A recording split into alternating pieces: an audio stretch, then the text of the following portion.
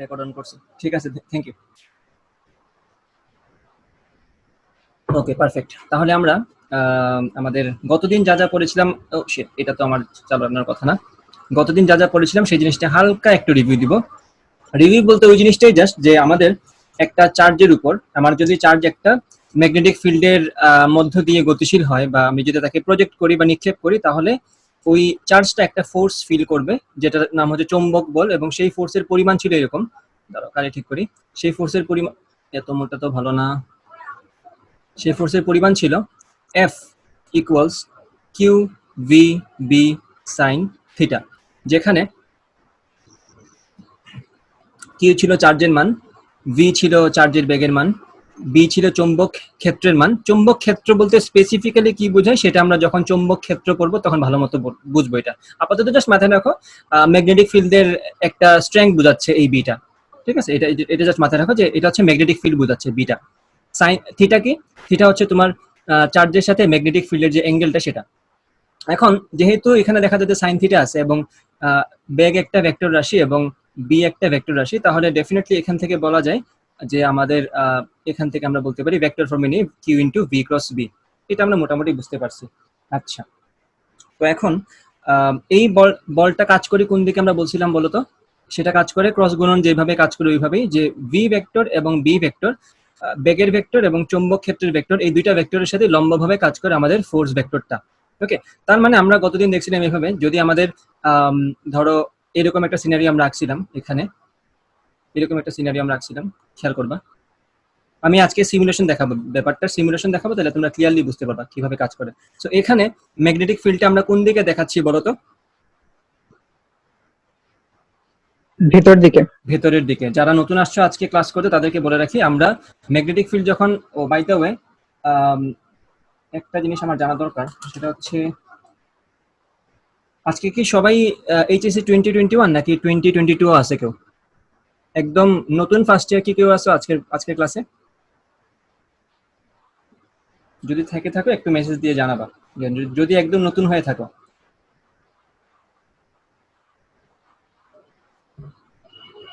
আচ্ছা, খেয়াল করো।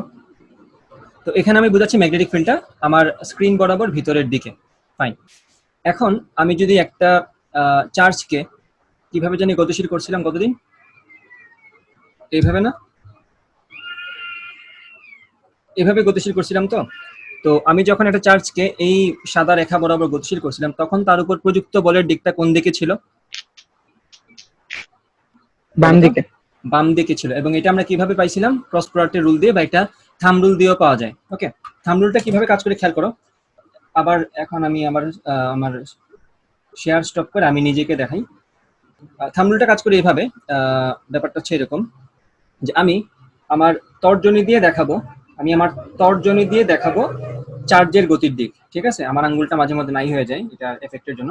আমি আমার তর্জনী দিয়ে দেখাবো চার্জের দিক, আমি আমার মধ্যাঙ্গুলি দিয়ে দেখাবো চৌম্বক ক্ষেত্রের দিক, এবং এই দুইটা কাজ করতে গিয়ে আমার তর্জনী এবং আমার মধ্যাঙ্গুলি, এই দুইটাকে জায়গায় নিয়ে আসতে গিয়ে আমাদের বৃদ্ধাঙ্গুলিটা যেদিকে থাকে সেই দিকে হচ্ছে তার চার্জের উপর প্রযুক্ত বলের দিক। তাহলে তোমরা সবাই নিজের স্ক্রিনে একবার ট্রাই করে দেখো।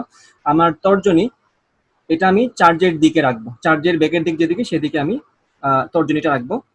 ম্যাগনেটিক ফিল্ডটা আমি চৌম্বক ক্ষেত্রের দিকে রাখবো। তাহলে ডেফিনেটলি যেহেতু চৌম্বক ক্ষেত্র এখন স্ক্রিন বরাবর ভিতরের দিকে, আমার মধ্যাঙ্গুলিটাও স্ক্রিন বরাবর ভিতরের দিকে পয়েন্ট করবে। আর চার্জ যেহেতু স্ক্রিনের সমান্তরালে আছে, এটা তো বুঝতেছো সবাই, চার্জ যেহেতু স্ক্রিনের সমান্তরালে উপরের দিকে যাচ্ছে, তো আমার এই অ্যাঙ্গলটা এইভাবে থাকবে।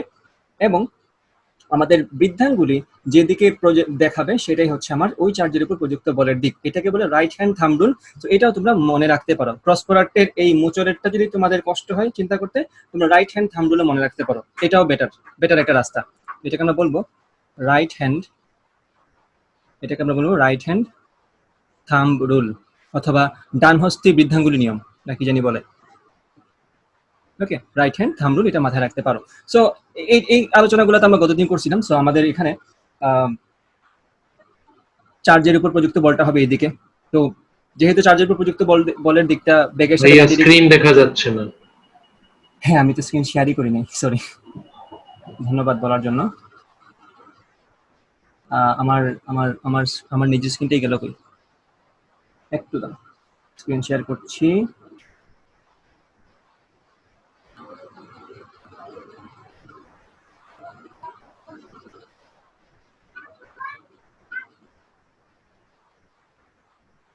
স্ক্রিন শেয়ার, আরে এক মহা মুশকিল, একটু ওয়েট করো, আমি স্ক্রিন শেয়ার করছি। আসছে এখন, ঝামেলা করে মাঝে মধ্যে। আচ্ছা, দেখা যাচ্ছে না? জি দেখা এই যে যাচ্ছে। এই যে তাহলে আমাদের চার্জটা হচ্ছে ভি বেগে যাচ্ছে, এবং চার্জটা যে ফোর্স ফিল করছে সেটা হচ্ছে এফ ফোর্স। ওকে, আমি আশা করি তোমরা ব্যাপারটা বুঝতে পারছো। জিনিসটা কিন্তু টোটালি 3 ডাইমেনশনাল, এখানে 2 ডাইমেনশনালের ব্যাপার স্যাপার দিয়ে আসলে 3 ডাইমেনশনাল বোঝানো আসলে টাফ। সো আমি আজকে তোমাদেরকে সিমুলেশন দেখাবো যে এই জিনিসটা কিভাবে কাজ করে, ভালো মতো একদম ফিল সহ বুঝে যাবে কাহিনী কি। তো ফোর্সটা এদিকে কাজ করে। তো খেয়াল করো, বস্তুর উপর প্রযুক্ত বস্তুর বেগটা যদি এদিকে হয় এবং তার উপর ফোর্সটা যদি এদিকে হয়, এই ফোর্সটা কি বেগের মান চেঞ্জ করতে পারবে? বলো তো। পারবে না ভাইয়া, কারণ কাজ তো জিরো হবে। না, কাজ জিরোতে যাব না, আমরা জাস্ট এটা চিন্তা করবো যে ব্যাকটা জিরো হবে, ব্যাকটা চেঞ্জ হবে কিনা। ব্যাক চেঞ্জ হওয়া মানে কি? ত্বরণ হওয়া, তাই না? ব্যাগের ডাইরেকশন চেঞ্জ হবে, বাট মান চেঞ্জ হবে না। হ্যাঁ, সেটা কেন হবে না এটা বুঝতে চাচ্ছি আমরা সবাই। এটা কি বৃত্তাকার গতি হবে নাকি ভাই? আগে ওই গতকালকে বৃত্তাকার তো ডেফিনেটলি হবে, কারণ আমরা তো গত ক্লাসটাই এখনো পড়ছি, বাট আমি প্রশ্ন করছি এখন যে বেগের মান চেঞ্জ হবে কিনা। ব্যাগের মানে দিকটা চেঞ্জ হবে, বাট এমনি মানটা চেঞ্জ হবে না। মান কেন চেঞ্জ হবে না সেটা জানতে চাচ্ছি। ইউনিফর্ম সার্কুলার মোশনের জন্য হবে না। হ্যাঁ, না না না, ইউনিফর্ম সার্কুলার মোশন কেন, সেটাই প্রশ্ন। তুমি ইংলিশে তো বললা ভাই। 90 ডিগ্রি অ্যাঙ্গেল আছে এর জন্য নাকি? 90 ডিগ্রি অ্যাঙ্গেল থাকলে কি হবে বলো তো বাইজিদ, তুমি আগাচ্ছ 90 লাইন মতো। ডিগ্রি হুম। 90 ডিগ্রি অ্যাঙ্গেলে থাকার কারণে দেখা যাচ্ছে যে মানে এদের কাজটা শূন্য হচ্ছে। না না না, কাজ শূন্যতে আমরা যাবো না, কাজ আর শূন্য কেন্দ্রমুখী না না না, কাজ শূন্যতে তো আমরা এখন যাব না। এটা গতদিন আমরা পড়ছিলাম যে এইরকম কোন কোয়েশ্চেন পরীক্ষায় আসতে পারে সৃজনশীলে, যে বৃত্তাকার গতি যদি হয় সেই ক্ষেত্রে কাজ কেন শূন্য হয়। তো সেই ক্ষেত্রে আমরা বলছিলাম যে কাজ শূন্য হবে, বাট এখানে কাজ শূন্য সেই জন্য বেগের চেঞ্জ হচ্ছে না, এইটা আসলে বলা উচিত না। আমরা জাস্ট এখন ডিরেক্ট যা আছে আমাদের সামনে সেটা দিয়ে আমাদের বলা লাগবে। খেয়াল করো, ভালো করে খেয়াল করো, ব্যাকটা হচ্ছে এইদিকে আর ফোর্সটা হচ্ছে তার সাথে লম্বভাবে আছে, তাই তো? তাহলে ফোর্স যেদিকে থাকে ত্বরণটা কি এক্স্যাক্টলি ওইদিকে না? জি ভাইয়া, ওইদিকে। বলের দিক যেদিকে ত্বরণের দিকটা এক্স্যাক্টলি ওইদিকে, এটা তো আমরা সবাই জানি। বল যেদিকে ত্বরণটা তো ওইদিকেই, কারণ ত্বরণটা তো টেকনিক্যালি ভর ইনটু ত্বরণ, সরি বলটা তো টেকনিক্যালি ভর ইনটু ত্বরণ, তাই না? তো ত্বরণ যেদিকে বলটা তো এক্স্যাক্টলি ওইদিকে, তাইলে এই যে ত্বরণটা, এই ত্বরণটা বেগে কি করতে চায়? ত্বরণ কি করতে চায় বলতো? বেগের মান পরিবর্তন করতে চায় না? পরিবর্তন করে। হ্যাঁ, ধরো হুম। আমি বললাম যে ত্বরণের মান হচ্ছে 6 মিটার পার সেকেন্ড স্কোয়ার। এটার কাজ কি? এটা হচ্ছে যদি আমি কোনো বেগের উপর অ্যাপ্লাই করি, সে ওই বেগটাকে প্রত্যেক সেকেন্ডে 6 মিটার পার সেকেন্ড করে বৃদ্ধি করবে, যদি সেটা পজিটিভ হয়ে থাকে। এটা আমরা অনেকেই ভুল করে থাকি, আমরা ত্বরণকে 6 মানে ত্বরণকে আমরা মিটার পার সেকেন্ড স্কোয়ারে লিখি, যে এইটা লেখাটা আসলে উচিত না। কেন উচিত না বলি, এটাতে আমরা আসলে ওই ফিলটা পাই না। আমরা আসলে যেটা করি, সবকিছু খিচুড়ি বানায় ফেললে আসলে মেইন টেস্টটা বা আসলে ভিতরে কি ছিল সেটা অনেক সময় টের পাওয়া যায় না। তো টেকনিক্যালি এটাকে কিভাবে লেখা উচিত একটু বলি। এটাকে লেখা উচিত এইভাবে, 6 মিটার পার সেকেন্ড। এটাতে কিন্তু একদম ভালো মতো ফিলটা পাওয়া যায়। কেন? কারণ খেয়াল করো, 6 মিটার পার সেকেন্ড মানে হচ্ছে প্রত্যেক সেকেন্ডে তার বেগের মান 6 মিটার পার সেকেন্ড করে চেঞ্জ হচ্ছে। আমরা সবাই এটা পারি না? এটা তো আমরা বুঝি, তাই তো? জি ওকে, বাট আমরা যদি এইভাবে লিখতাম তাহলে আমাদের অনেকেরই কিন্তু মানে এককের মধ্যেই কথাগুলো চলে আসতো, যে তার ব্যাগটা প্রত্যেক সেকেন্ডে, এই যে প্রত্যেক সেকেন্ডে তার ব্যাগটা 6 মিটার পার সেকেন্ড করে চেঞ্জ হচ্ছে। তো এই হচ্ছে আমাদের ত্বরণটা, যার কাজ হচ্ছে বেগের মান প্রত্যেক সেকেন্ডে এই রকম করে চেঞ্জ করা। বাট কাহিনীটা একটু ভালো করে তাকাও, আমার ব্যাগটা যদি এদিকে থাকে, ত্বরণটা যদি এদিকে থাকে, একই দিকে যদি ত্বরণ থাকে, তাইলে তো বেগের মান চেঞ্জ হতে পারে, তাই না? বোঝা যাচ্ছে তো ব্যাপারটা? যদি বুঝিনি ভাই, আবার বলেন। বুঝো নাই, আমি বলতেছি আবার, শোনো। ত্বরণ যেদিকে মানে বেগ যেদিকে, আমি যদি ওই দিকেই ত্বরণ অ্যাপ্লাই করি, তাহলে তো বেগের মান চেঞ্জ হতে পারে, তাই না? হতে পারে। ওকে, ধরো আমি এখন বললাম যে আমার ব্যাগটা এইদিকে, আমি ত্বরণ অ্যাপ্লাই করলাম এইদিকে, তাইলে কি ত্বরণের 100% এফেক্ট আমি পাবো, নাকি না ভাইয়া, ত্বরণের একটা শুধু উপাংশ পাবো? উপাংশ বেগের দিকে পাবো। ত্বরণের একটা উপাংশ পাবো, এক্স্যাক্টলি। তো বেগের দিকে ত্বরণের যে উপাংশ, সেটাকে বললাম আমি এইদিকে, মনে করো এটা যদি থিটা হয়, থিটা হয় যদি, এটা হবে কত? a cos theta. তা আমি কি A cos 100% ত্বরণ পাচ্ছি, নাকি বেগের পরিবর্তনের জন্য শুধুমাত্র a cos থিটা পাচ্ছি? a cos থিটা না? হুম ওকে, তাহলে a cos থিটা আমি পাচ্ছি, তাহলে বাকিটা কই? বাকি ত্বরণ কি আমার কাজে লাগছে? বাকি ত্বরণটা হচ্ছে এই যে এটা a sin theta. a sin theta কি আমার কোনো কাজে লাগতেছে এখানে? না ভাইয়া। না, না। এইটা আমাকে কোনোভাবেই মান চেঞ্জ করতে সাহায্য করছে না। ওকে, কারণ ত্বরণটা এখানে 90 ডিগ্রি অ্যাঙ্গেল আছে। এখন আর একটু স্পেসিফিক হয়ে বলি, যদি আমাদের বেগের সাথে ত্বরণটা 90 ডিগ্রি অ্যাঙ্গেলে থাকে, ধরো এটা হচ্ছে আমাদের বেগ আর এই 90 ডিগ্রি অ্যাঙ্গেলে আছে আমাদের ত্বরণ, এই ত্বরণের কি বেগের দিকে কোনো উপাংশ আছে? আমি যদি বলি এখন এইদিকে ত্বরণের উপাংশ zero। কত? a cos Zero 90 কত? হবে। 0। Zero। So this acceleration has no influence on this velocity.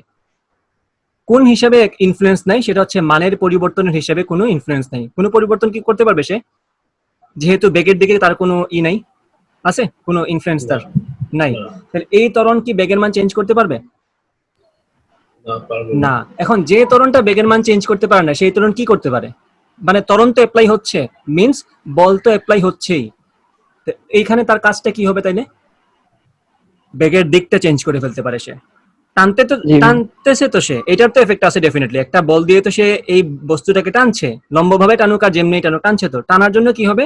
তার বেগের দিকটা চেঞ্জ হয়ে যাবে। বেগের দিকটা চেঞ্জ হবে, বাট কি চেঞ্জ হবে না? মান চেঞ্জ হবে না, তাই তো?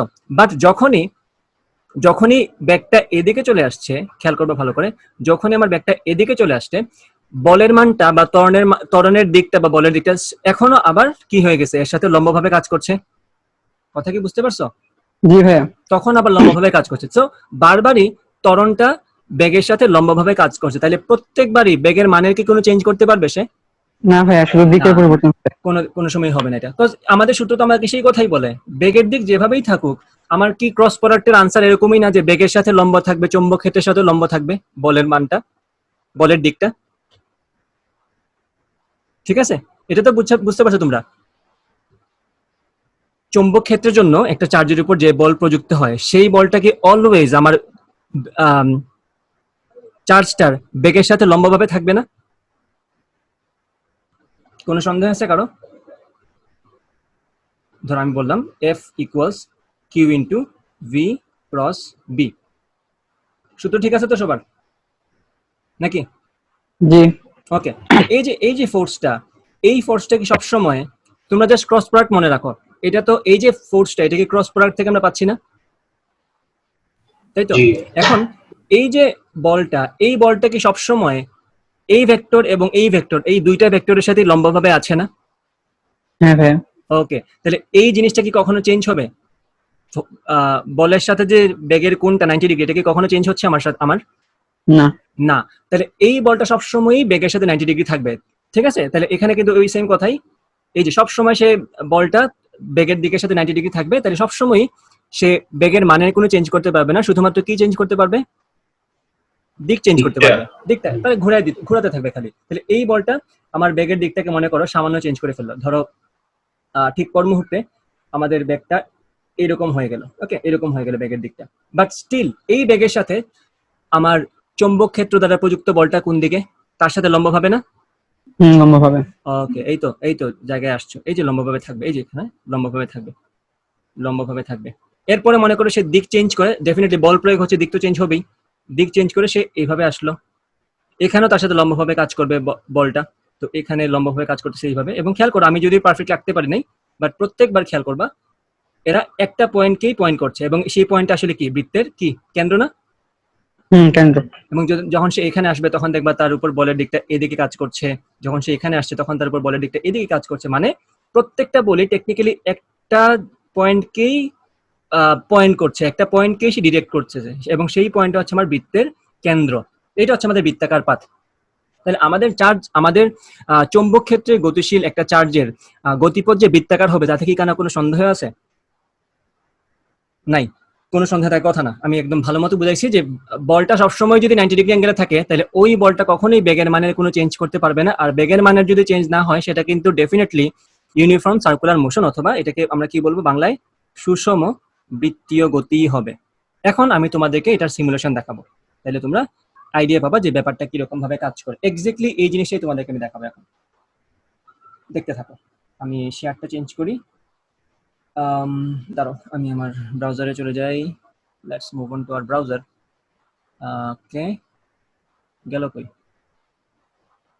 আচ্ছা, পাইছি।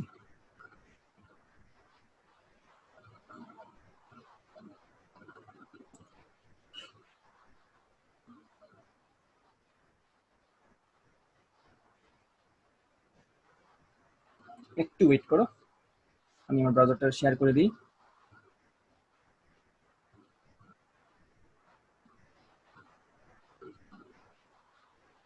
ওকে, ব্রাউজার দেখা যাচ্ছে? জি। দেখা যাচ্ছে তো না? আচ্ছা, ঠিক আছে। এই যে এখানে এখানে আমি ম্যাগনেটিক ফিল্ড দেখাই দিই একটু। এই যে দেখো আমাদের ম্যাগনেটিক ফিল্ড দেখা যাচ্ছে?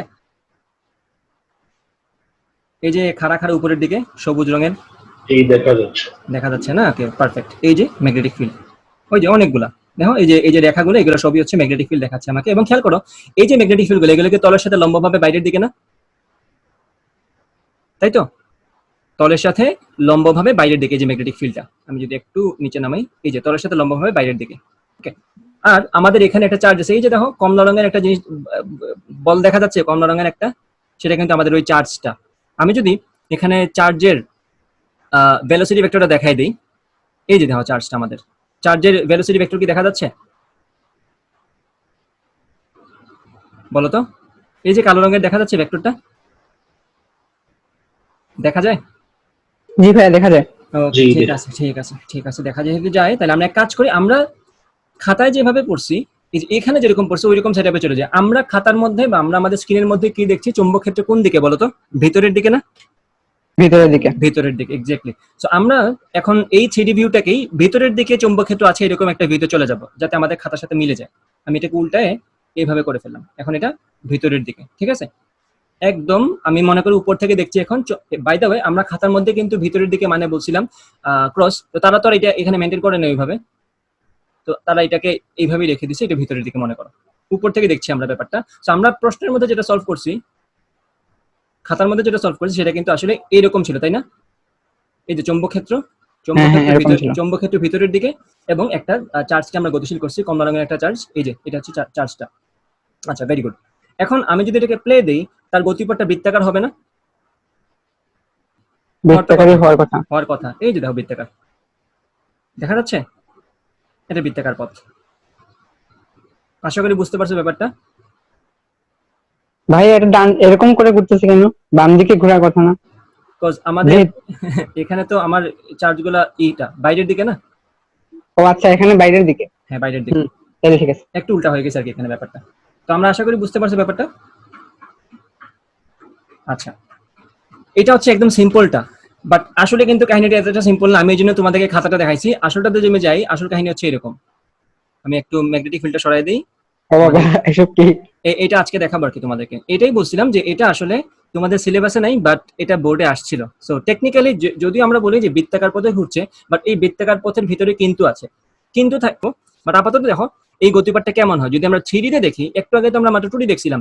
সো একটা জিনিস যদি তুমি মনে করো একদম আকাশ থেকে একটা বস্তুকে দেখছো ঘুরতেছে, তো সে যদি ঘুরতে ঘুরতে উপরে উঠে, তুমি কি বুঝতে পারবে সে যে উপরে উঠছে? ধরে নিলাম যে তুমি এনাফ পরিমাণ উপরে আসো, সে কাছে আসতে তো তোমার কাছে বড় হয়ে যাবে, ওইরকম কোনো কাছাকাছি সে আসে নাই, সে দূরেই আছে। তুমি কি বুঝতে পারবে সে যে উপরে উঠছে?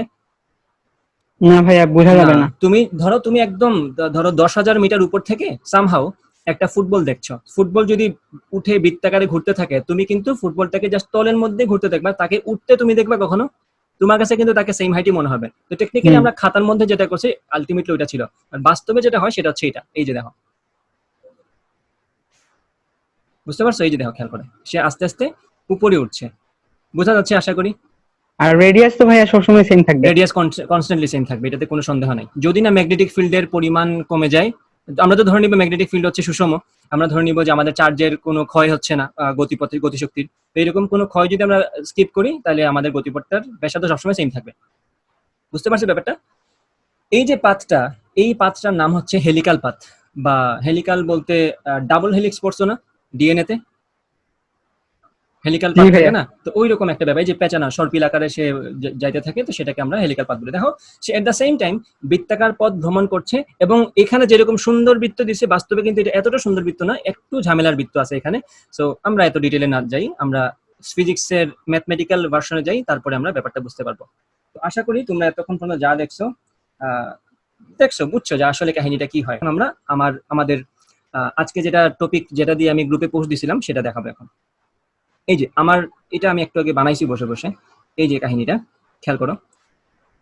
আমরা এতক্ষণ পর্যন্ত যা পড়ছিলাম, সেই ক্ষেত্রে আমাদের চার্জের গতির সাথে ম্যাগনেটিক ফিল্ডের কোনটা কত ডিগ্রি ছিল বলতো? একটু আগে আমরা মাত্র যেটা দেখলাম 90 ছিল। 90 ডিগ্রি ছিল না, কারণ আমাদের চৌম্বক ক্ষেত্র ছিল ভিতরের দিকে, এবং আমি ওই তল বরাবরই চার্জটাকে গতিশীল করছিলাম, তাহলে কোনটা তো 90 ডিগ্রি হওয়া ছাড়া কোনো গতি নেই, তাই না? কোনটা 90 ডিগ্রি হবে? চার্জটা চৌম্বক ক্ষেত্র ঠিক খাতার ভিতরের দিকে, এবং আমাদের চার্জটা গতিশীল হচ্ছে খাতা বরাবর, তাহলে খাতার সাথে যদি লম্বভাবে কিছু থাকে, খাতার মধ্যে যাই থাকুক তার সাথে কি সে লম্বভাবে থাকবে না? হুম। ওকে, গুড। বাট এখানে ব্যাপারটা হচ্ছে, খেয়াল করে ভালো করে, আমার কি এই গ্রাফটা দেখা যাচ্ছে জিওজেব্রার? হ্যাঁ দেখা যাচ্ছে। দেখা যাচ্ছে না? আচ্ছা, ঠিক আছে, ওকে। তো এখন খেয়াল করো, এই যে সবুজ রঙের যে তীর চিহ্নটা বা সবুজ রঙের যে ভেক্টরটা, এটাকে আমরা বললাম চৌম্বক ক্ষেত্রের ভেক্টর, এটাকে আমরা চৌম্বক ক্ষেত্র বললাম, এটা হচ্ছে বি ভেক্টর। আর এই যে এ পয়েন্ট যেদিকে পয়েন্ট করছে, বা এ যে ভেক্টরটা, এটাকে আমরা বললাম চার্জের বেগের ভেক্টর, এটা হচ্ছে ভি ভেক্টর। এখন আমি এই জিনিসটাকে তোমাদেরকে একটু, তোমরা এখানেই বুঝতে পারবে। এখন বলো, আমরা এটা কি পড়ছিলাম যে কিউ ভিবি সাইন থিটা সমান চৌম্বক ক্ষেত্র দ্বারা চার্জের উপর প্রযুক্ত বল, সেটা যদি হয়ে থাকে, তাহলে থিটার ভ্যালু কত হলে চার্জের উপর প্রযুক্ত বল ম্যাক্সিমাম হবে? থিটার ভ্যালু কত হলে? ভাইয়া 90 হলে। 90 হলে ম্যাক্সিমাম হবে, তাই না? তাহলে আমরা হ্যাঁ। যদি এই জিনিসটাকে এইদিকে নিয়ে এসে এখানে দাঁড়া করায় দিতাম, তাহলে চার্জের উপর প্রযুক্ত বলের মান ম্যাক্সিমাম হতো, cause Q VB sine 90 degree আসতো, ম্যাক্সিমাম আমরা ফোর্সটা পেতাম। বাট এখানে আমাদের চার্জের গতিপথটা কি চৌম্বক ক্ষেত্রের সাথে 90 ডিগ্রি অ্যাঙ্গেলে আছে নাকি থিটা অ্যাঙ্গেলে আছে? থিটা অ্যাঙ্গেলে। থিটা অ্যাঙ্গেলে আছে। আচ্ছা, যদি থিটা অ্যাঙ্গেলে থাকে, তাহলে এখন আরেকটা জিনিস মনে করো, আমাদের চার্জ যদি চৌম্বক ক্ষেত্রের সাথে 0 ডিগ্রি অ্যাঙ্গেলে থাকে, তাহলে তার উপর প্রযুক্ত বলের মান কত? 0। 0 না? Q VB sine 0 degree. সবাই তো আসো নাকি? এটা তো বুঝতেছো সবাই আশা করি। জি। একটু অ্যানোটেট করে দিই, তাইলে তোমাদেরকে ইন্টারেক্টিভ ওয়েতে নিয়ে আসা যাবে। আচ্ছা, খেয়াল করো, এখানে আমাদের যদি এটা ভি হয়, চার্জের ভেক্টর যদি ভি ভেক্টর হয়, আচ্ছা আমি ভেক্টর না বলি, ভেক্টর তো দেখাই যাচ্ছে, ভি হয়, এই কোণটা যদি থিটা হয়, then we will get V cos theta, and we will get, এদিকে কি পাবো আমরা বলতো? V V sine theta. V V sine sin theta. Okay, V sine theta. এখন এই যে ভি কস থিটা বা এই যে বেগের উপাংশটা, এটা কি বি ভেক্টরের সাথে কিভাবে আছে? প্যারালালি আছে না? 0 ডিগ্রি অ্যাঙ্গেলে আছে না? হুম। তাহলে এই দুটো যদি পরস্পর প্যারালাল হয়, তাহলে এই অংশটার জন্য চার্জের উপর প্রযুক্ত বলের মান কি হবে? 0 হবে। 0 হবে। তাহলে আমরা বলতে পারি যে, আমি যদি এটাকে এক্স ডিরেকশন ধরে দেই, তাহলে এটাকে বলতে পারি F X is equal to Q, চার্জের মান তো কিউ আছে, ভি কস থিটা, কজ এখানে কি বেগের মানটা ভি কস থিটা না? হুম। কিউ ভি ইন্টু বি, এই বি এর মান তো সেমই আছে, ইন্টু বি ইন্টু কি সাইন থিটা। সাইন কত ডিগ্রি এখানে হবে বলতো? 0 ডিগ্রি। তাইলে এটার মান কত হবে? 0। তাইলে আমাদের চার্জটা এই বরাবর কোনো ফোর্স ফিল করছে না, সেটার সাথে কি সবাই একমত? এই যে এক্স এক্সিস বরাবর আমাদের চার্জটা কোনো, এইবারটা আরেকবার বলেন। আচ্ছা এই পার্টটা আবার বলছি, খেয়াল করো। আমরা এই সূত্রটা জানি যে চার্জের উপর প্রযুক্ত বলের মান চৌম্বক ক্ষেত্রের দ্বারা Q V B sine theta, একমত তো বাইজিৎ? জি ভাই। এটা তো শিওর। জি ভাই। তাহলে আমি এখন আমাদের চার্জের ব্যাগটাকে দুইটা উপাংশে ভাগ করলাম, একটা হচ্ছে ভি কস থিটা আর একটা হচ্ছে ভি সাইন থিটা। বুঝতে পারছো এইটুকু? হ্যাঁ হ্যাঁ আচ্ছা, আর এইদিকে যে বি ভেক্টর আছে সেটা তো জানো? হ্যাঁ। ওকে, এখন খেয়াল করো, আমি এখন চিন্তা করছি যে ভি কস থিটা বেগের যে অংশটা আছে, সেই বেগের জন্য চার্জের উপর প্রযুক্ত বলের মান কি হবে? বিকজ আমাদের চার্জটা কি শুধুমাত্র এক্স এক্সিস বরাবর যাচ্ছে? সে তো এক্স এক্সিস বরাবর যাচ্ছে, ওয়াই এক্সিস বরাবর যাচ্ছে, তাই না? হ্যাঁ। ওকে, তাহলে এক্স এক্সিস বরাবর তার যে বেগটা, সেই বেগের জন্য তার উপর কোনো বল প্রযুক্ত হচ্ছে কিনা। তাহলে খেয়াল করো, F X equal to Q V B, কোন কত ডিগ্রি এই ক্ষেত্রে? ভি কস থিটার সাথে 0 আমাদের ডিগ্রি। বি এর কোন কত ডিগ্রি? 0 ডিগ্রি। তাহলে এক্স 0 এক্সিস ডিগ্রি। বরাবর তার যে উপাংশটা আছে বেগের, সেটার জন্য তার উপর কোনো বল প্রযুক্ত হচ্ছে না হচ্ছে না। যদি না। এই বরাবর তার উপর কোনো বল প্রযুক্ত না হয়, তাহলে এই বরাবর কি তার উপর কোনো ত্বরণ আছে? না তো না। নেই। আচ্ছা, তাহলে এই বরাবর তার যে বেগ আছে সেটা কি কনস্ট্যান্ট থাকবে না? হ্যাঁ হুম। constant তার কি দিক চেঞ্জ হবে? দিক দিক চেঞ্জ হবে কেন? কেন চেঞ্জ হবে? আগেরবার কি ছিল? আগেরবার ছিল ফোর্স ছিল, বাট 90 ডিগ্রি অ্যাঙ্গেলে ছিল দেখে বেগের দিক চেঞ্জ হয়েছে, বাট মান চেঞ্জ হয় এখন না। তো 0 ডিগ্রি আছে। এখন তো বলই নাই এদিকে, এখান থেকে বল আছে, এদিকে না, বলও নাই। নাই, ত্বরণ নাই, কিছুই নাই। তাইলে তার বেগের মান চেঞ্জ করার বা তার বেগের দিক চেঞ্জ করার কি কেউ আছে এখানে? না, নাই। তাই তার মানে কি সে এক্স এক্সিস বরাবর যেভাবে যাচ্ছিল সেভাবেই যাবে। হ্যাঁ, যাবে। আচ্ছা, এখন আসো ওয়াই এক্সিস বরাবর, এইদিকে আসো। আমি কালারটা একটু চেঞ্জ করে দাও, কালার ছাড়া জীবনটা অচল। এই কালার, গোলাপি কালার ভালো লাগে। ওকে, এখন আসো ওয়াই এক্সিস বরাবর। ওয়াই এক্সিস বরাবর যেটা আছে, তা আমরা লিখলাম এটাকে এফ ওয়াই। কালারটা বিরক্তিকর না? আপনার নামে ভালো লাগে। না, মানে কালার তো কম্বিনেশন আছে, সব গোলাপি যে ভালো লাগবে এমন তো না। ওকে, এইটা ভালো লাগছে। আচ্ছা, এফ ওয়াই সমান এখন কি লিখবো? কিউ। বাইজিৎ বলো কি লিখবো এখানে? ভি সাইন থিটা লিখবো না? B sin theta, B sin 90 degree. Sine 90 degree. Okay, তো সাইন 90 তো 1 তো বাদ, এই অংশ বাদ, তাহলে Q V sine theta into B. এখন বলো, এই যে বলটা, এই বলটা তো, তাই এখানে বল আছে মানে কি এখানে ত্বরণ আছে? হ্যাঁ, ত্বরণ আছে। আচ্ছা আচ্ছা, এই যে বলটা কাজ করছে, এই বলটা কোন দিকে কাজ করছে বলো তো? ওয়াই অক্ষ বরাবর। কে বরাবর। বলছে ওয়াই অক্ষ বরাবর? ভুলে গেছো আবার? এটা আচ্ছা, কি ও আমাদের আচ্ছা, এফ ওয়াই? আবার তো সেম জায়গায় গেছি। বি এফ ওয়াই সমান কি, মানে এটা এফ ওয়াই না, টেকনিক্যালি এটা হচ্ছে ওয়াই এক্সিস বরাবর বেগের জন্য তার উপর এক্স এক্সিস বরাবর বেগের জন্য তার উপর প্রযুক্ত বল। সেটা কিন্তু এক্স এক্সিস বরাবর ছিল না, বাই দ্য ওয়ে। এটা হচ্ছে ওয়াই এক্সিস বরাবর বেগের জন্য তার উপর প্রযুক্ত বল। এটা কিন্তু বলটা ওয়াই এক্সিস বরাবর না, সেটা কি ভুলে গেছো তোমরা? বলটা কোন দিকে থাকে? বলটা তো ভাইয়া, ভি সাইন থিটা হ্যাঁ। এবং বি এর সাথে লম্ব বরাবর। হ্যাঁ, ওটা তো লম্ব বরাবর থাকে। হ্যাঁ হ্যাঁ হ্যাঁ, তাইলে ভি এফ ওয়াই, যদি আমি নামে বলছি এফ ওয়াই, ওইটা কি আসলে ওয়াই এক্সিস বরাবর নাকি? ভাই এটা ওয়াই উপাংশ। ভিতরের দিকে হবে না? জাস্ট হ্যাঁ, ভিতরের দিকে। এখন জাস্ট চিন্তা করো, ভি সাইন থিটা মনে রাখার দরকার নেই। এখন আমরা কি ভি কস থিটা নিয়ে কাজ করে ফেলছি না? হ্যাঁ। এখন আমরা ভি সাইন থিটা নিয়ে চিন্তা করছি। তাহলে ভি সাইন থিটাকে তোমরা ভি চিন্তা করো জাস্ট, যেটা চুম্বক ক্ষেত্রের সাথে লম্বভাবে আছে আমাদের আগের কাহিনীতে। এখন তাহলে একটা বেগ এবং চুম্বক ক্ষেত্র, তার মধ্যবর্তী কোণ কত? 90 ডিগ্রি। এখন এই চার্জের উপর যে বলটা প্রযুক্ত হবে সেটা কোন দিকে থাকবে? বি এবং ভি এই দুইটার সাথে লম্ব বরাবর না? হ্যাঁ। এবং আমাদের রাইট হ্যান্ড থাম্ব রুল কি বলে, এটা কোন দিকে থাকবে? এই দিকে থাকবে না? ভিতরে। হ্যাঁ, আমি ভিতরের আমি দিকে। এখন এতে চলে যাই, আমি এনোটেশন কেটে ফেলি, দাঁড়াও, ক্লিয়ার করে ফেলি সবকিছু। ক্লিয়ার করার কি দরকার আছে? আচ্ছা, কেটে ফেলি, একটু দাঁড়াও, আমি এটাকে ঘোরাই দিই। এই যে বলটাকে এদিকে কাজ করবে না এখন?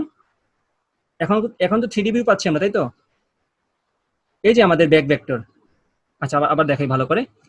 এটা আমাদের ব্যাক ভেক্টর, ঠিক আছে? টেকনিক্যালি এটা আমার ব্যাক ভেক্টর না, আমি তো এখন এটা নিয়ে কাজ করছি না, ভি সাইন থিটা নিয়ে।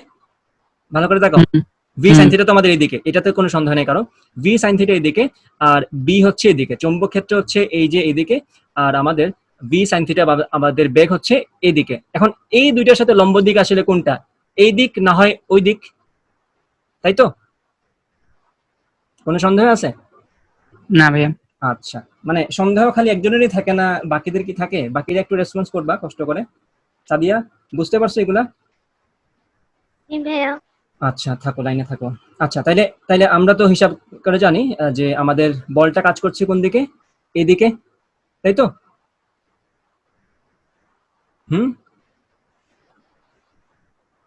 আবার কি রেসপন্স নাই হয়ে গেল? আছি ভাই, আছি। আচ্ছা আচ্ছা, ঠিক আছে, থাকো। তাহলে আমাদের উপর বলটা প্রযুক্ত হচ্ছে এইদিকে। এখন এই দিকের বলের জন্য আমাদের গতিপথটা কেমন ছিল বলো তো? বৃত্তাকার না? বৃত্তাকার। তোমরা জাস্ট এটা চিন্তা করবা, যখনই আমরা কোন একটা জিনিসকে উপাংশে ভেঙে কাজ করব, তখন যখন একটা নির্দিষ্ট উপাংশ নিয়ে চিন্তা করবা, তখন অন্য উপাংশের কথা সিম্পলি ভুলে যাও। অন্য উপাংশের কথা সিম্পলি ভুলে যাও, বিকজ ফিজিক্সের ব্যাপারটা খুবই মজার। তোমার এক এক্সিসের বরাবর কোন একটা কিছু কোনোভাবেই অন্য এক্সিস কোনোভাবেই মানে এখানে নাক গলাবে না। এটা মানুষের মতো না। এক্স এক্সিস বরাবর যা আছে সেখানে ওয়াই এক্সিস বরাবর কোনো কিছুই নাক গলাবে না। ওয়াই এক্সিস বরাবর যা আছে সেটা এক্স এক্সিস বরাবর কোনোভাবেই নাক গলাবে না। যার তার থাকবে। যেটা এক্স এক্সিস বরাবর আছে সেটা শুধুমাত্র এক্স এক্সিস বরাবরই থাকবে, তার ওয়াই এক্সিসের সাথে কোনো ধরনের কোনো লেনদেন নেই। আর যেটা ওয়াই এক্সিস বরাবর আছে সেটা এক্স এক্সিসের বরাবর কোনো ধরনের নাক গলাবে না। সো এখন আমরা শুধুমাত্র এই দিক বরাবর বলার জন্য চিন্তা করছি। আচ্ছা, তাহলে ভি সাইন থিটার জন্য যেটা কি সে ফিল করছে, তো এই পথটা বৃত্তাকার হবে না? ভি সাইন থিটার জন্য যেটা হচ্ছে, ঠিক আছে তো? মনে আছে তো? আচ্ছা, ভি সাইন থিটা বৃত্তাকার হচ্ছে। এখন এই বৃত্তাকার পথ তার আছেই, বিকজ ভি সাইন থিটার সাথে প্রযুক্ত বলটা কোন দিকে? তার সাথে লম্ব বরাবর এদিকে না? এদিকে না? আচ্ছা, যদি বলটা যদি এদিকে থাকে তাহলে বেগের সাথে যদি বলটা লম্বভাবে থাকে বেগের কি চেঞ্জ হয়? মান চেঞ্জ হয়? দিক চেঞ্জ। দিক চেঞ্জ চেঞ্জ হয়। হয়। এবং এই সেই দিক চেঞ্জটা কিভাবে থাকে? বৃত্তাকারে থাকে না? আলটিমেটলি টেকনিক্যালি আমরা একটা বৃত্তাকার পদ্ধতি পাই, তাই তো? জি জি ভাইয়া। আচ্ছা, ঠিক আছে, বৃত্তাকার পথ পেলাম আমরা। এখন চার্জটা কি ওয়াই এক্সিস বরাবর আছে, এক্স এক্সিস বরাবর আছে? চার্জটা কি আসলে ওয়াই এক্স, মানে আমরা তো বলছি ওয়াই এক্সিস বরাবর কোনো কিছু এক্স এক্সিস বরাবর কোনো কিছুকে ঝামেলা করতেছে না, এক্স এক্সিস বরাবর কোনো কিছু ওয়াই এক্সিস বরাবর কিছুকে ঝামেলা করছে না, বাট দুইটা এক্সিস বরাবরই জিনিসটা তো আসলে চার্জের, তাই না? মানে চার্জেরই তো এক্স এক্সিস বরাবর বেগ, এই সেম চার্জেরই তো ওয়াই এক্সিস বরাবর বেগ। চার্জ কি কোনো একটা এক্সিস বরাবর বেগকে ইগনোর করতে পারবে? বলো তো, চার্জ কি কোনো একটা অ্যাক্সিস বরাবর বেগকে ইগনোর করতে পারবে? দুইটাই তো তার। তো সে কি করবে? খেয়াল করে এখন ভালো করে। এই যে আমরা কি বলছিলাম, ভি কস থিটা কোনোভাবে কি চেঞ্জ হচ্ছে আমার? বলো তো, ভি কস থিটা কি ছিল? আমাদের বেগের চৌম্বক ক্ষেত্র বরাবর উপাংশ। এখন এই ভি কস থিটা চৌম্বক ক্ষেত্রের সাথে সমান্তরালে আছে না? আবার আমি সেম জিনিস মনে করাচ্ছি তোমাদেরকে। ভি কস থিটা কি চৌম্বক ক্ষেত্রের সাথে সমান্তরালে আছে না? এই রেসপন্স নাই কেন? রেসপন্স করো। জি ভাই। আচ্ছা আচ্ছা, তো ভি কস থিটা যদি চৌম্বক ক্ষেত্রের সাথে সমান্তরালে থাকে তাহলে ভি কস থিটার জন্য আমাদের চার্জের উপর প্রযুক্ত বল কত? 0, তাই তো? এখন হ্যাঁ। বলটা যদি 0 থাকে তাইলে এই বেগের মানের কোনো চেঞ্জ হচ্ছে? মানে না চেঞ্জ ভাই। হচ্ছে না। তাহলে চার্জটা না ভাই। তার ভি কস থিটা কোনোভাবেই চেঞ্জ হচ্ছে না, তাহলে কি করবে? সে সামনে যাওয়ার কথা না? হ্যাঁ হ্যাঁ, তাকে কিন্তু কেউ বাধা দিচ্ছে না, তাকে কেউ কোনো ধরনের মানে তাকে কোনো ধরনের প্রভাবিত করছে না। V cos theta as it is আছে, তাহলে ভি কস থিটার জন্য সে সামনে যেতে থাকবে। আর এই যে ভি সাইন থিটার জন্য তার যে বৃত্তাকার পথ সেটাও বজায় থাকবে। তাহলে আলটিমেটলি মানে চেহারাটা কেমন হবে? আমাদের ওই হেলিক্যাল পাথটা হয়ে যাবে না? একটু সরাই দিই এটা আমি, ব্যারল রিংস। এই যে এরকম একটা পাথ হয়ে যাবে না তার? খেয়াল করো, সে বৃত্তাকার ভি সাইন থিটার জন্য সে বৃত্তাকার পথে ঘুরছে, আবার ভি কস থিটার জন্য সে কি হতে হবে তার? সামনে আগ বাড়তে হবে। তাহলে এই যে দুইটার মিশ্রণে সে এট দ্য সেম টাইম বৃত্তাকারে ঘুরছে এবং এট দ্য সেম টাইম সে উপরের দিকে উঠছে। তোমরা কি ব্যাপারটা বুঝতে পেরেছো? জি ভাইয়া। আচ্ছা, জি ভাই। বুঝতে পারলে হয়েছে। আচ্ছা, ওকে, ঠিক আছে, আমাদের হেলিক্যাল পাথ। এখন একটা কথা বলো, রিসেট করে দিই। আমাদের এখানে ভেলোসিটি ভেক্টরটা এই যে এটা। এখন তোমরা এটা বলো, এটা চৌম্বক ক্ষেত্রের সাথে কি লম্বভাবে আছে নাকি কোণ করে আছে? মানে থিটা কোণে আছে নাকি লম্বভাবে আছে? লম্বভাবে। লম্বভাবে লম্বভাবে আছে। আছে। তাহলে লম্বভাবে যদি থাকে সে কি 100% চৌম্বক ক্ষেত্রের সাথে 90 ডিগ্রি অ্যাঙ্গেলে না? হ্যাঁ এই বেগের পুরাটাই কি চৌম্বক ক্ষেত্রের সাথে লম্ব দিকে না? জি আচ্ছা, তাহলে সেক্ষেত্রে কি হেলিক্যাল পাথ হওয়ার কথা না না? তাহলে এখানে কিন্তু হেলিক্যাল পাথ দিয়ে দিছে। আমি এটাই বলছি, এখানে এটা এই জিনিসটা ভুল করছে। এটা তখনই হবে ভাইয়া হ্যাঁ বলো, একবার বুঝান। কোন জিনিসটা আবার বোঝাবো? এখন যেটা বলছেন। এখন যেটা বললাম, আচ্ছা আবার বোঝাচ্ছি, খেয়াল করো। এখন ভালো করে তাকিয়ে দেখো তো সাদিয়া, যে আমাদের যে চৌম্বক ক্ষেত্র আছে এই চৌম্বক ক্ষেত্রের সাথে আমাদের চার্জের বেগের ভেক্টরটা কিভাবে আছে? 90 ডিগ্রি না?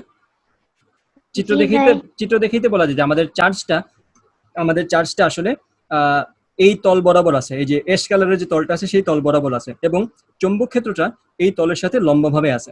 তাইলে ডেফিনেটলি চৌম্বক ক্ষেত্রের সাথে আমাদের বেগের ভেক্টর, এই দুইটা ভেক্টরের মধ্যবর্তী কোণ কত ডিগ্রি হবে? 90 ডিগ্রি হবে, তাই না? জি ভাই। আচ্ছা, তাহলে আমি এখন আবার তোমাকে দেখাচ্ছি, খেয়াল করবা।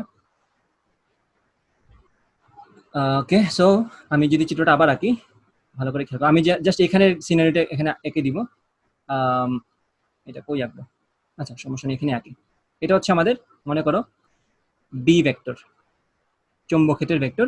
আর এটা হচ্ছে আমাদের চার্জের বেগের ভেক্টর, আচ্ছা, বেগের মানটা তো ডান দিয়ে দিই। এখন এই দুইটার মধ্যবর্তী কোণ কত? 90 ডিগ্রি। এখন বলো, এই যে ভি, এই ভি এর কি এই দিক বরাবর কোন উপাংশ আছে? না।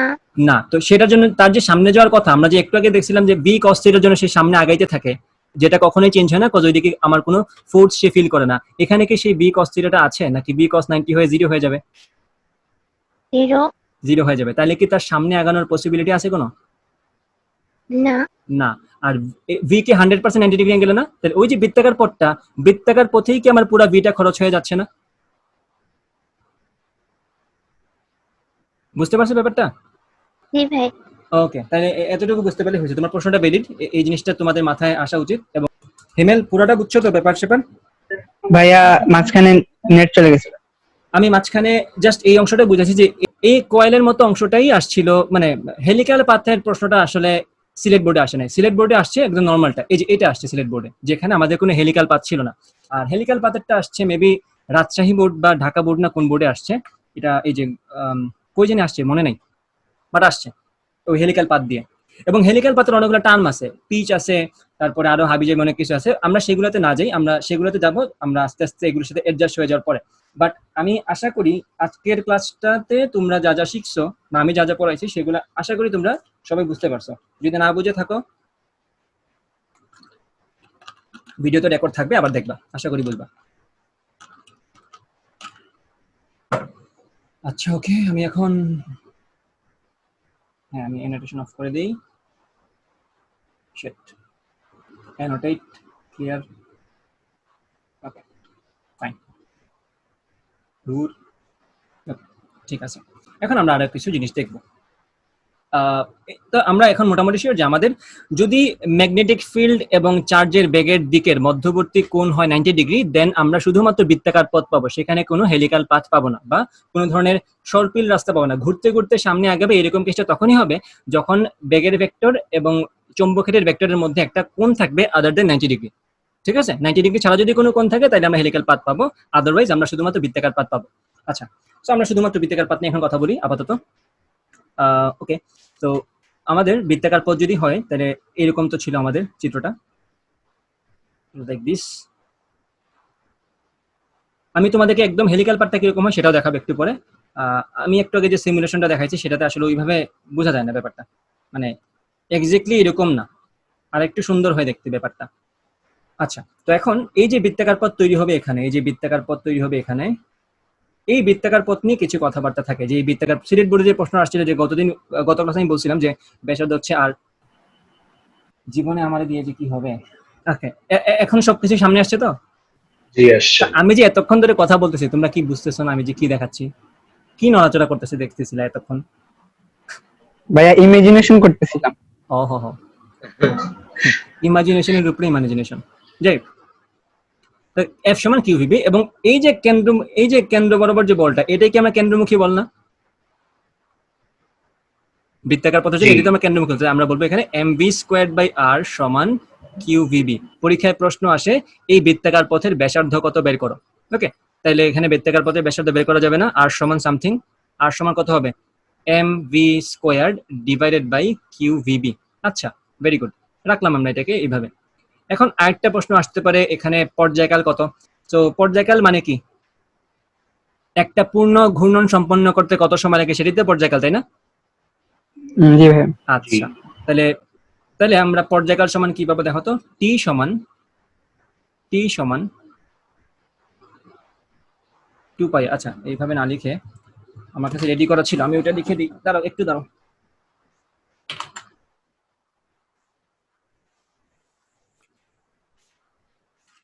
দেখে দেখে তুলে দিয়ে দিব। এই তো পেয়ে গেছি।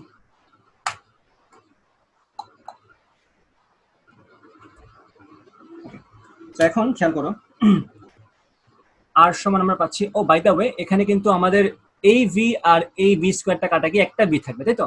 আর সমান আমাদের থাকবে কি, আর সমান থাকবে MV by QB। MV by Q QB। B. হ্যাঁ, এই নিচের ভিটা কাটা যাবে, এটা কাটা যাবে। ওকে, আমি একটু পাশে নিয়ে আসি এটার। ওকে ব্রো, ঝামেলা এগুলো। ওকে, কিউবি, আচ্ছা ঠিক আছে, এটাকে আমরা ইকুয়েশন বানিয়ে রেখে দিলাম। তো এক কাজ করি, এটা সরাই দিই। ওকে, এমভি বাই কিউবি, এটা হচ্ছে আমাদের বৃত্তাকার পথের ব্যাসার্ধ। এখন বলো, তোমাকে যদি এখন আমি প্রশ্ন করি যে হেলিক্যাল পাথ যদি ইভেন তৈরি হয়, ইভেন তোমাকে যদি হেলিক্যাল পাথও বলে, তুমি কি জানো না যে বৃত্তাকার পথটা সেটা কোন বেগের জন্য তৈরি হয়েছিল? মনে আছে তোমাদের? সেটা কি ভি সাইন থিটার জন্য তৈরি হয়েছিল না বৃত্তাকার পথটা? জি ভাইয়া। ওকে, তো সেখানে কি শুধুমাত্র ভি সাইন থিটা বসাই দিলেই কি আমার কাজটা হয়ে যাচ্ছে না? ভি এর জায়গায় আমি যদি ভি সাইন থিটা বসাই দিই, বাকি সব তো সেম আছে, তাই না? হ্যাঁ जी হবে। তাই না? So just simple as that. উপাংশে ভাঙাইতে পারলেই কিন্তু কাজটা তোমার জন্য একদম ইজি, কারণ বৃত্তাকার পথটা বৃত্তাকার পথের মতো করে তৈরি হবে। এখন দেখা লাগবে আগে যেরকম এখানে যেরকম বৃত্তাকার পথটা শুধুমাত্র ভি এর জন্য, তখন বৃত্তাকার পথটা ভি এর জন্য না, তখন বৃত্তাকার পথটা ভি এর একটা উপাংশের জন্য, that is V sine theta. Okay, আমি আর লিখতাম পারতাম না আজকে। ওকে, পাইছি।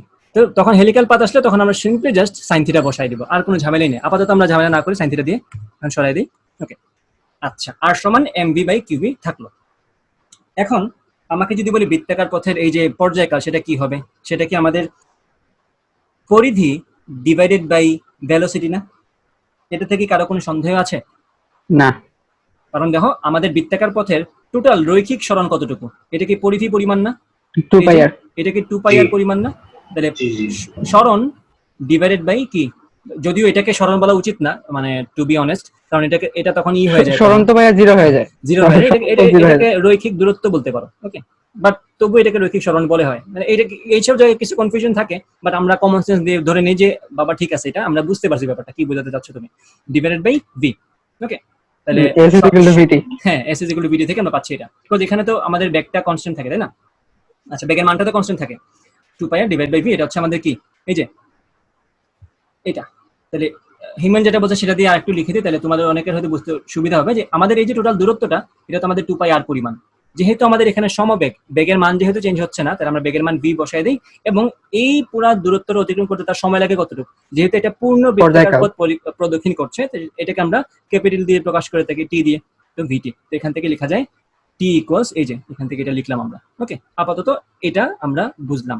এখন যেটা করব আমরা সেটা হচ্ছে এই যে আর এর মানটা আছে, এই যে আর এর মানটা আছে, এই মানটা আমরা এখানে সুন্দর মতো বসিয়ে দিব। আর এর মানটা এখানে যদি বসিয়ে দিই তাহলে কি হয় খেয়াল করো, আবার বাজে কালার চলে আসছে। এটা হবে T equals 2 pi by V, আর এর মানটা বসিয়ে দাও, কি হয় M V divided by Q into B. তাহলে এখানে দেখো ভি ভি কাটা যায়, তার মানে বুঝছো আমাদের পর্যায়কালটা যে বেগের উপর ডিপেন্ড করে না। জি ভাইয়া। ওকে, তাহলে এখানে মজার ব্যাপার হচ্ছে খেয়াল করো, পর্যায়কাল যেহেতু বেগের উপর ডিপেন্ড করে না, তার মানে হচ্ছে তুমি যত জোরে ইচ্ছা ঢিল মারো, সে কিন্তু একই পর্যায়কালে ঘুরতে থাকবে। তুমি 50 মিটার পার সেকেন্ড বেগে নিক্ষেপ করো চার্জটাকে, তুমি 100 মিটার পার সেকেন্ড বেগে নিক্ষেপ করো চার্জটাকে, তুমি 900 মিটার পার সেকেন্ড বেগে নিক্ষেপ করো চার্জটাকে, কোনো ক্ষেত্রেই পর্যায়কাল চেঞ্জ হবে না, পর্যায়কাল will be same. Okay, 2 pi into M divided by QB, এটা হচ্ছে আমাদের পর্যায়কালের সূত্র, যেখানে এমটা কার ভর, যে চার্জটা প্রদক্ষিণ করছে তার ভর, চার্জের ভর। 2 পাই তো আর 2 পাই আমাদের পাইকারি হারের একটা ধ্রুবক, কিউ হচ্ছে আমাদের চার্জের পরিমাণ, মানে চার্জের মানটা, এবং বি হচ্ছে চৌম্বক ক্ষেত্রের মান। তাহলে এটা হচ্ছে আমাদের পর্যায়কালের সূত্র, এটা তোমাদের বইয়ে আছে, সূত্রটা ভালো করে পড়বা। তো এখন তোমরা একটু জিনিসটা কি ফিল করতে পারো যে আমি চিন্তা করো, আমি একটা জিনিসের জোরে এটা মারলাম, আস্তে এটা মারলাম, বাট 1 লাখ আনুগুরের, তার পর্যায়কাল সেম থাকছে কন্টিনিউয়াসলি। তো এটা আসলে কি হতে পারে, ব্যাপারটা কি হচ্ছে আসলে, বেশি মানে কোন জিনিসটা সময়টাকে ব্যালেন্স করে ফেলছে, একটু আমাকে বুঝাও। কোন এমন জিনিস আছে যেটা পুরা সময়টাকে ব্যালেন্স করে ফেলছে? ত্বরণ। না, ত্বরণ না। ত্বরণটা কি বেগের উপর ডিপেন্ড করে নাকি ভরের উপর ডিপেন্ড করে? ভরের উপর। সো ত্বরণ তো একটা চার্জের জন্য সেমই থাকবে। একটা চিন্তা করো সবাই মনে মনে, যে কোন এমন জিনিস আছে যে ক্ষেত্রে আমার বেগ যা ইচ্ছা হোক, আমরা তো ম্যাথমেটিক্যালি কাটাকাটি করে বুঝলামই সেটা, যে আমার আসলে বেগের উপর ডিপেন্ডেন্ট না, বাট ম্যাথমেটিক্যালি বোঝা এক জিনিস, আর মানে নিজের ভিজুয়ালাইজেশন থেকে নিয়ে আসা আরেক জিনিস। তো সেটা একটু ব্যাখ্যা করো আমাকে,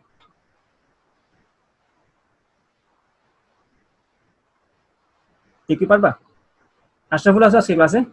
হ্যাঁ, বলো তো একটু, তুমি আমাকে ব্যাখ্যা করে বলো তো একটু, যে কোন জিনিসটা আসলে এই ব্যাপারটাকে ব্যাখ্যা করতে পারে, মানে ভিজুয়ালি বেগের উপর তো ডিপেন্ড করছে না, বাট তাও আমরা আমাদের প্রশ্ন হচ্ছে এরকম যে আমি যত জোরে ইচ্ছে নিক্ষেপ করলাম, বাট স্টিল পর্যায়কাল সেম থাকে।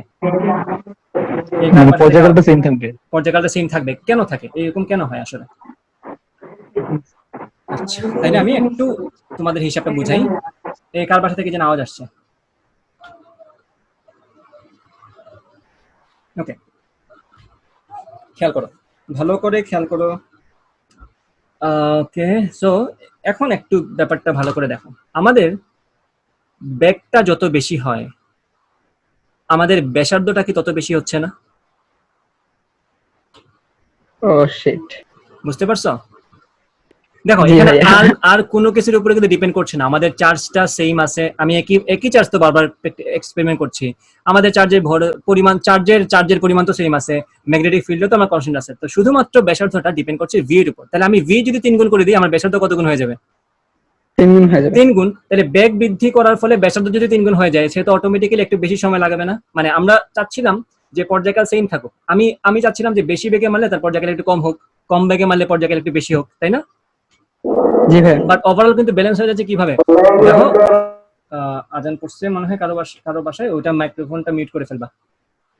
আচ্ছা, তো আমরা চাচ্ছিলাম এরকম ভাবে যে আমি যদি জোরে নিক্ষেপ করি আমার পর্যায়কালটা কম হবে, কারণ কি আমি চাচ্ছি যে জোরে মারছে তো সে কম সময়ের মধ্যে রাউন্ডটা কমপ্লিট করে ফেলুক, আমি আস্তে মারছে সে আস্তে আস্তে রাউন্ডটা কমপ্লিট করুক। বাট এখানে প্রবলেমটা হচ্ছে যদি আমি অনেক জোরে মারি আমার ব্যাসার্ধটা অনেক বেশি হয়ে যাবে, সো সে একটু বেশি সময় লাগাবে।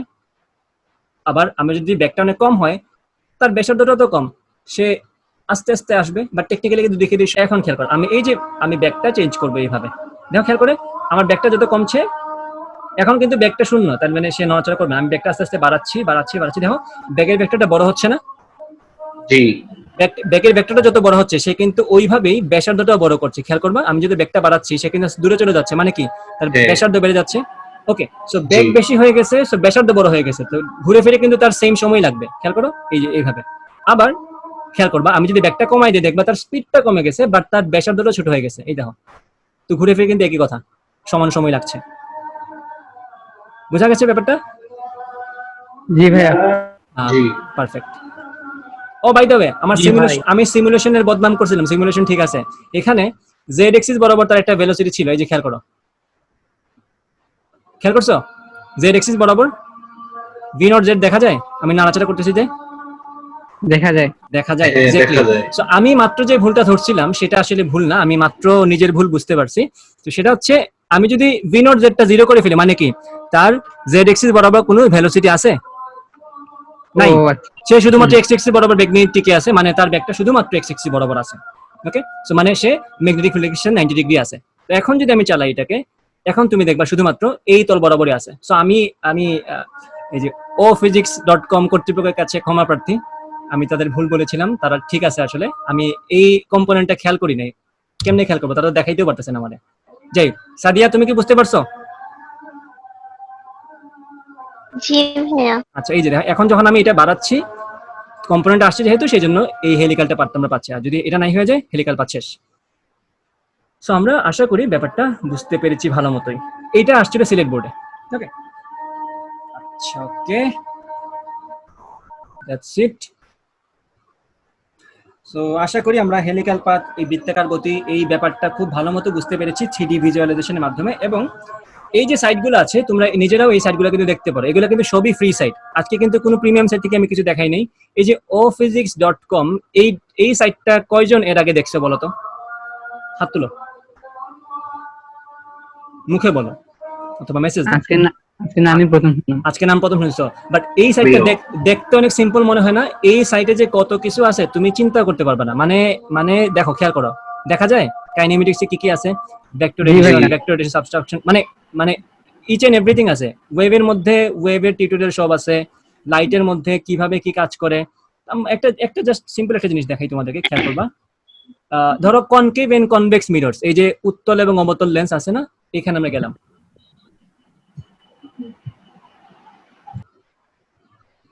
এই যে খেয়াল করো, আমরা এই জিনিসটা পড়ছিলাম না ছোট থাকতে, যে আমি যত ফোকাসের দিকে যাব আমার ইমেজটা তত এরকম হয়ে যাবে, যত আমি ফোকাস থেকে দূরে যেতে থাকবো ইমেজটা ওইরকম হয়ে যাবে, অবাস্তব হয়ে যাবে, আছে না? এই যে এই ব্যাপারটা তুমি কিন্তু নাড়াচাড়া করে দেখতে পাচ্ছ। দেখো, আমি বস্তুটাকে নিয়ে আস্তে আস্তে সামনে যাই, দেখো আমাদের ইমেজটা দূরে চলে যাচ্ছে না? খেয়াল করবা, এবং আস্তে আস্তে ইমেজটা কই চলে গেছে? অসীমে। দেখছো এই যে ডট ডট হয়ে যায়। তো এই ব্যাপারগুলা তুমি কিন্তু নাড়াচাড়া করে দেখতে পাচ্ছ। এবং দেখো, ফোকাস থেকে আমি বাইরে চলে যাচ্ছি যত, মানে ডাবল অফ ফোকাস থেকে, খেয়াল করো, এটা কিন্তু 2f না দূরত্ব, এই যে এটা হচ্ছে ফোকাস, দেখা যায়? হ্যাঁ, দেখা যায়। এবং খেয়াল করো, আমি যদি একদম ডাবল অফ ফোকাসে রাখি বা ফোকাস থেকে ডাবল দূরত্ব যদি আমি রাখি, সেক্ষেত্রে কিন্তু আমার বিম্বটা কই হয় এক্স্যাক্টলি সেম ডিরেকশন, সেম জায়গায় না? হ্যাঁ জি। same। এবং এটা বাস্তব এবং উল্টা, এই যে লেখা আছে ইনভার্টেড, রিয়েল, এবং তোমার সামনে কিন্তু দেখা যাচ্ছে কোনটা আসলে কাহিনী। আমি যদি 2f থেকে দূরে সরে যাই, আমাদের বিম্বটা আস্তে আস্তে ছোট হতে থাকে, ছোট হতে থাকে, ছোট হতে থাকে, একটা সময় কি হবে? ছোট হতেই থাকে নাকি? আর তো যায় না। দেখি তো একটু জুম ইন করা যায় কিনা, না এটা কিছু করা যায় না। যাই হোক, এটা আমরা বুঝতে পারছি আশা করি। এবার আমি যদি আসতে থাকি এখানে, ডাবল ফোকাস যদি ক্রস করতে থাকে, আস্তে আস্তে বড় হতে থাকে, বড় হওয়ার লিমিট কি আসলে? অসীম নাকি? জি এক ভাইয়া। সময় এই যে একদম যখন ফোকাসে আসছি তখন দেখো লাইনগুলো অসীম। প্যারালাল হয়ে গেছে না, অসীমে চলে গেছে। আবার যদি ফোকাসের ভিতরে চলে আসি তাহলে কি হয়? সেক্ষেত্রে কিন্তু যখন অসীম না, অবাস্তব ক্ষেত্রে মিলিত হয়। অবাস্তব। এই যে এদিকে বর্ধিত করছি আমরা, ঠিক আছে? সো এরকম প্রত্যেকটা জিনিস দেখো কতগুলা, আমি যখন একটা অংশে আনছি দেখো কতগুলা আছে, তোমরা জাস্ট ইচ্ছা মতো দেখতে পারো। সবগুলা কিন্তু ফ্রি, বাই দ্য ওয়ে সবকিছু ফ্রি এখানে, এটাই সবচেয়ে মজার জিনিস। এবং অনেক ভালো ভালো জিনিস আছে এখানে, দেখতে পারো। আমি আর কত দেখাবো, একলা মানুষ, নিজেরাও দেখতে হয় কিছু। তোমরা যদি নিজেরা সবকিছু দেখতে, সবচেয়ে মজা হচ্ছে আমি যদি এরকম একটা মানে সেট অফ স্টুডেন্ট পেতাম যারা হচ্ছে এইরকম সবকিছু দেখে, সবকিছু সিমুলেশন দেখে, সবকিছু শেয়ার করতো, তাহলে দেখতে আমি কত ইজিলি আরো কত কম সময়ে কত এনরিচড একটা মানে প্ল্যাটফর্ম দাঁড় করে ফেলতে পারতাম। বাট তোমরা চিন্তা করো তো, এই যে হেলিক্যাল পাথটা আজকে যে আমি বুঝালাম, সেই জিনিসটা আমি যদি তোমাদেরকে 2 ডাইমেনশনাল খাতা কলমে বুঝাতাম, বুঝতে কত সময় লাগতো? বোঝাতে পসিবল না। পসিবল। ইভেন সবচেয়ে ইম্পর্টেন্ট কথা হচ্ছে এটা যে আসলে ফিজিক্সের ব্যাপারটাই হচ্ছে তোমার ভিজুয়ালাইজেশন থাকতে হবে। এখন যার ইন্টারেস্ট আছে ফিজিক্সে সে তো ভিজুয়ালাইজ করবে, বাই এনি চান্স সে ভিজুয়ালাইজ করবে, যেমনি হোক করবে, সে কষ্ট করে হলেও আধা ঘন্টায় হোক 1 ঘন্টায় হোক করবে, এটা হচ্ছে তার ঠেকায় সে করবে, ঠিক আছে? বাট তার সময় লাগবে না ভিজুয়ালাইজ করতে যদি সে চিন্তা ভাবনা করে করতে চায়। জি ভাইয়া। ওকে, আর যার ইন্টারেস্ট নাই, মনে করো যার ইন্টারেস্ট নাই, সে তো গুনেও না আমারে, সে সিমুলেশনও গুনে না, আমারও গুনে না, ঠিক আছে? যে এইসব দেখে আমি কি করবো, এরকম একটা মেন্টালিটি ওদের। তো এই সিমুলেশন থাকলে আসলে কি হয়, যে সিমুলেশন বুঝতে চায় সে তো ইজিলি বুঝে গেল, আর যে সিমুলেশন আসলে ওইভাবে চাইতো না বা ভিজুয়ালাইজ করতে চাইতো না, সে বাধ্য হয়ে ভিজুয়ালাইজ করে ফেলছে আজকে। এরকম হয়েছে না ব্যাপারটা, বুঝছো? অনেকে আছে এটা যে আসলে বুঝতে চাইতো, তো সে বুঝে গেছে, আর অনেকে আছে সে আসলে বুঝতে চাইতো না, সে বাধ্য হয়ে বুঝে গেছে। কারণ সিমুলেশন মানেই হচ্ছে, 3D সিমুলেশন মানেই হচ্ছে তুমি ভিজুয়ালাইজ করে ফেললা, তোমার মাথার উপর প্রেসার কম পড়লো, ঠিক আছে? ব্যাপার তার ব্রেনকে বুঝতে বাধ্য করা হয়েছে। ব্রেনকে বুঝতে বাধ্য করা হয়েছে, কজ ব্যাপারটা টু মাচ ইজি হয়ে গেছে আজকে, ঠিক আছে?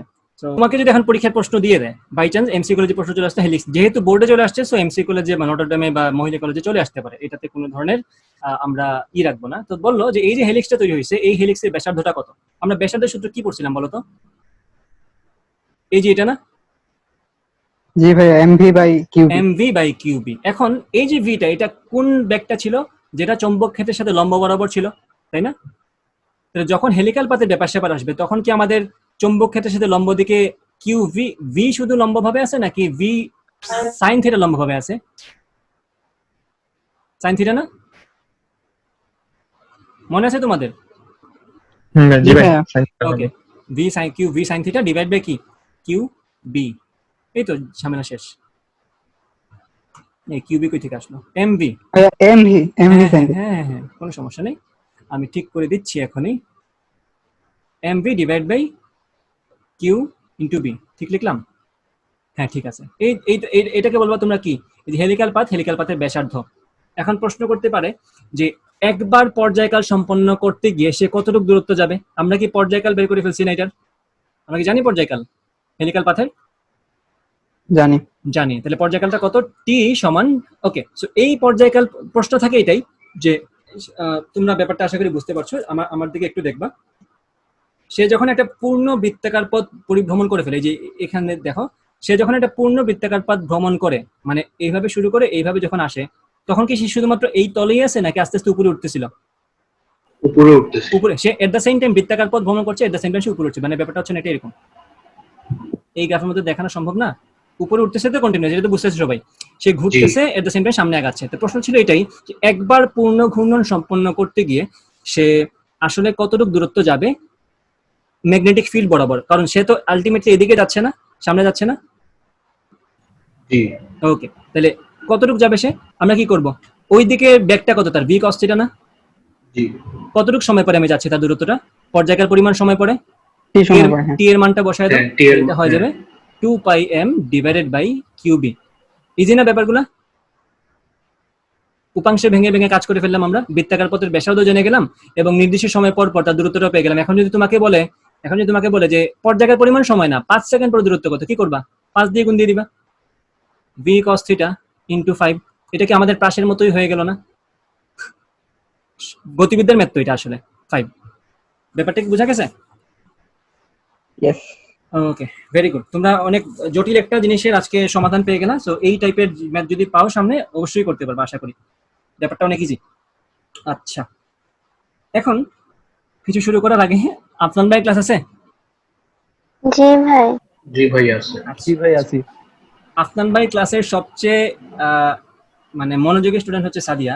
আমি যেদিনই প্রশ্ন করি যে আফনান ভাই ক্লাস আছে কিনা, সবার আগে সে আনসার দেয়। সব হ্যাঁ, এটা সত্যি কথা এবং এটা হওয়ারই কথা। সে কিন্তু রেগুলার আফনান ভাই সবগুলা পরীক্ষায় ফার্স্ট হয়, তো তার ইন্টারেস্ট বেশি থাকারই কথা। সাদিয়া লাস্ট কয়টা না পরীক্ষায় ভাই, লাস্ট ডেটটাই হই নাই। প্রথম দুইটাতে হয়েছিল? ওই যে এমসিকিউ হ্যাঁ, যেটা ছিল, ওটাতে হয় নাই? প্রথম 3টাতে হয়েছে। সমস্যা নাই, এবার পরেরটাই হবে। সব টাকা নিয়ে যায় ভাই, সব টাকা নিয়ে যায়। হ্যাঁ, দেখছি তো আমি। সব আমাদের টাকা নিয়ে যায়। 1000 টাকা আমার দেন নাই এখনো। দেন নাই? আহা, না, ওইটা লকডাউন খুলে দিবেন। এটা কেমন কথা? লকডাউনে আমরা বেতন আর নিতে ম্যাথ পারতেছি আর তুমি টাকা পাচ্ছ রিলে না। আরেকটা ট্রিট আছে ভাইয়ের কাছে আমার পাওনা। কোথায় ট্রিট? Math relay. বাহ, বড় লোক দেখেন মানুষজন। ভাই, সব নিয়ে যাইতেছে। আমরা 5 ভাইয়ে ট্রিট পাই না, তোমরা মেডগিলে অলুজ ভাই, আমরা তো ভাই আমবাগানের পুরি, আমরা তো ফয়েজ নেক্সের সিঙ্গারাতেই অভ্যস্ত। ভাই কিসের ট্রিটের কথা চলতেছে? ও, তুমি নেট চলে আসছে? সবুল জানে না। আশরাফুল নেট চলে আসছে? আশরাফুল নেট চলে আসছে, নেট কাজ চলে চলে আসছে আশরাফুল। আচ্ছা, আশরাফুল আজকে ক্লাস কি বুঝতে পেরেছো? আচ্ছা, হ্যাঁ বলো। মানে একটু 4 বাই ডিসকানেক্ট হয়ে যায় ভাই অটো। এটা তোমার বাসায় নেটের প্রবলেম নাকি আর কারো কি এই সমস্যা হয়েছে? এই আমি কই আসলাম, আমারে বুঝাই দিছো ভাই। আপনি বাসায় ছিলেন, এখনো বাসায় আছেন। হ্যাঁ, কি জানি বলতে গেছিলাম। ওই তো আফনান ভাই হোমওয়ার্ক দিবেন। হ্যাঁ, হোমওয়ার্ক দিব। হ্যাঁ, আপনাদের ক্লাস তো আছে, শুরু হয়ে যাচ্ছে, একটু দাঁড়াও, হোমওয়ার্কটা দিচ্ছি। তো হোমওয়ার্ক হচ্ছে, আসলে দিবইটাই কি, আমি তো চ্যাপ্টার এখন শেষ করি নাই। জাস্ট যতটুকু পড়াইছি চ্যাপ্টার থেকে ততটুকু পড়তে থাকো, এর বেশি আসলে কোনো হোমওয়ার্ক দেওয়া সম্ভব না। আর নেক্সট ক্লাস তো হচ্ছে তোমাদের রোববার,